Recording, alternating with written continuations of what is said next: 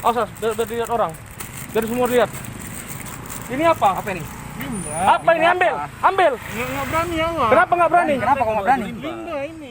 Kasus rapid test antigen bekas yang berhasil diungkap oleh Polda Sumatera Utara di Bandara Kuala Namu, Kabupaten Deli Serdang, Sumatera Utara, ternyata melibatkan warga Sumatera Selatan. Dari 5 orang tersangka diamankan 2 diantaranya warga Sumatera Selatan, yaitu PM 45 tahun, warga Kota Lubuk Linggau, berperan sebagai otak kasus ini, dan DJ 20 tahun, warga Kabupaten Musirawas, berperan melakukan daur ulang cotton bud untuk rapid test swab antigen bekas menjadi seolah-olah baru. Berdasarkan pantauan PAL TV, di rumah salah satu tersangka di Gria Pasar Ikan Jalan Lohan, Lubuk Linggau Selatan 2, Kota Lubuk Linggau, tampak rumah dalam kondisi sepi dan kosong.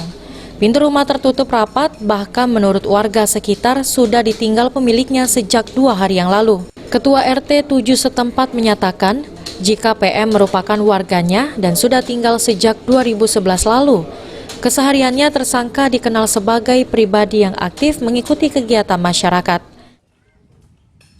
Pican ini telah tahu sekali masalah tinggal kan dia sampaikan dia tadi pertama kali tinggal di sini 2011, jadi kurang lebih sini 10 tahun.